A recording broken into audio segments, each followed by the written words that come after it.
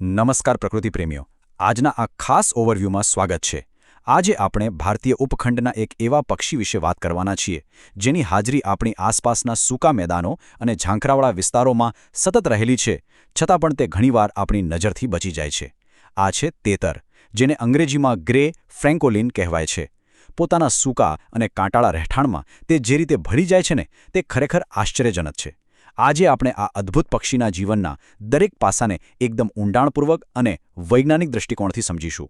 આ video overview પ્રકૃતિ અભ્યાસુ પ્રકાશચંદ્ર કે સોલંકી પ્રણય દ્વારા લિખિત વિહંગ વિશ્વ ગુજરાતની પક્ષી સંપદા નામના 7 ખંડોમાં પથરાયેલા મહાગ્રંથના મૂળ લેખ પર આધારિત છે. આ મહાગ્રંથ પક્ષી જગતનો એક અત્યંત વિશ્વસનીય અને ઊંડાણપૂર્વકનો અભ્યાસ છે, એટલે આપણે ખાતરી રાખી શકીએ કે આજે જે પણ માહિતીની ચર્ચા થશે તે એકદમ સચોટ અને વૈજ્ઞાનિક તથ્યો પર આધારિત હશે. ચાલો ફટાફટ જોઈ લઈએ કે આજના ઓવરવ્યૂની રૂપરેખા શું રહેશે. આપણે શરૂઆત કરીશું તેના પરિચય અને વૈજ્ઞાનિક વર્ગીકરણથી, પછી તેના શારીરિક દેખાવ, રહેઠાણ, ખોરાક અને વર્તણૂક પર નજર કરીશું. ત્યારબાદ તેના અવાજ અને સાંસ્કૃતિક મહત્વની વાત કરીશું, અને અંતે તેના કાયદાકીય રક્ષણ વિશે જાણીશું. તો શરૂઆત કરીએ આપણા પહેલા વિભાગથી, પરિચય અને વૈજ્ઞાનિક વર્ગીકરણ. આપણે જેને સામાન્ય રીતે તેતર કહીએ છીએ તેનું વૈજ્ઞાનિક નામ છે ઓર્ટિગોર્નસ પોન્ડિચેરિયાનસ. હવે આ નામનો અર્થ બહુ જ રસપ્રદ છે.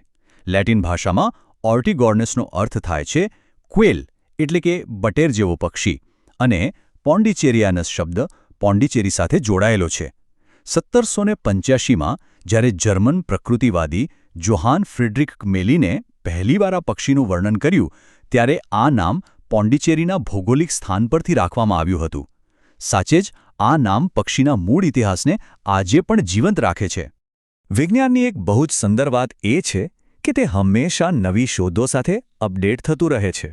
પહેલાં આ પક્ષીને ફ્રાન્સિકોલિનસ પ્રજાતિમાં ગણવામાં આવતું હતું, પણ તાજેતરમાં થયેલા આધુનિક મોલેક્યુલર એટલે કે આણ્વિક અભ્યાસો પરથી જાણવા મળ્યું કે તેની આનુવંશિક રચના થોડી અલગ છે. પરિણામે હવે તેને ઓર્ટિગોર્નસ નામની નવી પ્રજાતિમાં વર્ગીકૃત કરવામાં આવ્યું છે. હવે આગળ વધીએ વિભાગ 2 તરફ, શારીરિક દેખાવ અને કદ. જો કદની વાત કરીએ તો તેતર એક મધ્યમ કદનું જમીન પર રહેતું પક્ષી છે. તેની લંબાઈ લગભગ 29થી 34 સેન્ટીમીટરની આસપાસ હોય છે અને વજન 250થી 350 ગ્રામ જેટલું જોવા મળે છે. નર અને માદા દેખાવમાં લગભગ સરખા જ લાગે છે, પણ હા, નરનું વજન સહેજ વધારે હોઈ શકે છે. જમીન પર રહેવા અને ઝડપથી દોડવા માટે આ કદ એકદમ પરફેક્ટ છે. આ સ્લાઇડમાં જે સૌથી રસપ્રદ બાબત છે ને, તે એ છે કે તેનું કેમોફ્લાજ કેટલું અદ્ભુત છે. સામાન્ય રીતે તે ઝાંખું અને ભૂખરું લાગે છે, પણ નજીકથી જોતા તેની પાંખો અને પીઠ પર ઝીણા કાળા અને સફેદ રંગના વળાંકવાળા પટ્ટાઓ જોવા મળે છે.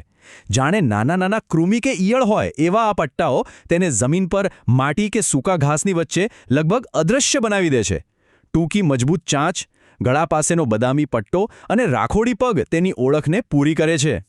હવે જોઈએ વિભાગ 3, રહેઠાણ અને ખોરાક. તેતર આપણો અદૃશ્ય પાડોશી છે. તે મુખ્યત્વે સૂકા મેદાનો, ખેતીની જમીન અને કાંટાળા ઝાંખરાવાળા વિસ્તારો પસંદ કરે છે. તે માનવ વસાહતોની આસપાસ પણ સરળતાથી જોવા મળે છે. દક્ષિણ પૂર્વ ઈરાનથી લઈને આખા ભારતીય ઉપખંડમાં તેનો વ્યાપ છે. અને સૌથી અગત્યની વાત, તે સંપૂર્ણપણે નિવાસી પક્ષી છે, એટલે કે તે ક્યારેય ઋતુ પ્રમાણે સ્થળાંતર કરતો નથી.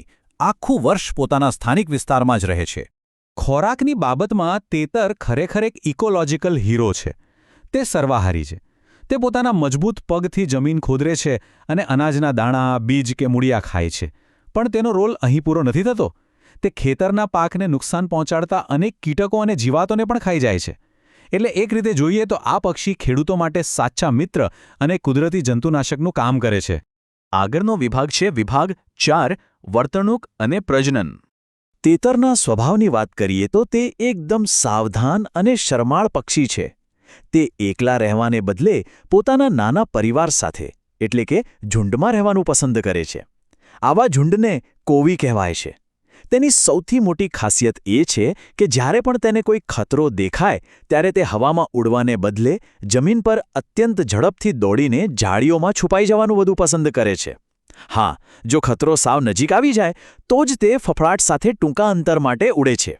પ્રજનનનો સમયગાળો માર્ચથી ઓક્ટોબર મહિના સુધી ચાલે છે. માદા તેતર જમીન પર જ ઊંચા ઘાસ કે જાડીની વચ્ચે એક નાનો ખાડો કરી તેમાં 6 થી 9 જેટલા ઈંડા મૂકે છે. અને હા, ઈંડાને સેવવાનું અને બચ્ચાને ઉછેરવાનું મહત્વનું કામ મુખ્યત્વે માદા જ સંભાળે છે. ચાલો હવે પહોંચીએ વિભાગ 5 પર, અવાજ અને સાંસ્કૃતિક મહત્વ.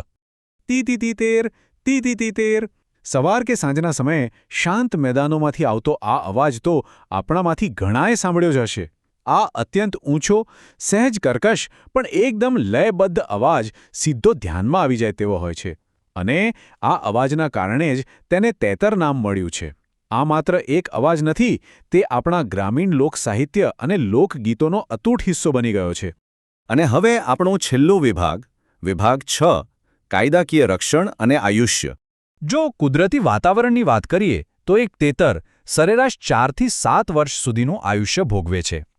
જંગલી અને કઠિન વાતાવરણમાં જ્યાં અનેક શિકારીઓનો ખતરો સતત રહેતો હોય છે, ત્યાં આટલા વર્ષો ટકી રહેવું એ તેની ઉત્કૃષ્ટ શારીરિક ક્ષમતા અને સાવચેતી દર્શાવે છે. અહીં સૌથી મહત્વનો મુદ્દો એ છે કે આંતરરાષ્ટ્રીય સ્તરે IUCNની રેડ લિસ્ટમાં ભલે તેને લીસ્ટ કન્સર્ન એટલે કે ઓછી ચિંતાજનક શ્રેણીમાં મૂકવામાં આવ્યું છે, કારણ કે તેની વસ્તી હજુ સારી એવી છે, પરંતુ ભારતમાં તેને કાયદાકીય રીતે શેડ્યુલ 1માં સામેલ કરવામાં આવી છે.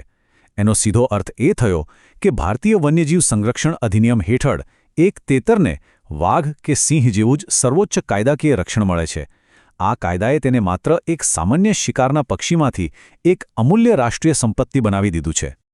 તો આ બધી જ માહિતી મેળવ્યા પછી એક ઊંડો વિચાર જરૂર આવે છે કે આ પક્ષી કુદરતી જંતુ નિયંત્રણમાં આટલો મોટો ભાગ ભજવે છે, તો શું કૃષિ સમુદાયો ખેતરોમાં રસાયણોનો ઉપયોગ ઘટાડીને અને તેમના રહેઠાણોને સાચવીને આ રોજિંદા પર્યાવરણીય નાયકોનું વધુ સારી રીતે રક્ષણ ન કરી શકે? બિલકુલ કરી શકે. પ્રકૃતિને સમજવા અને સાચવવાની આ સફરમાં જોડાવા બદલ ખૂબ ખૂબ આભાર. આવું જ કંઈક નવું અને રસપ્રદ જાણતા રહીએ તેવી આશા સાથે આ ઓવરવ્યૂ અહીં પૂર્ણ કરીએ છીએ.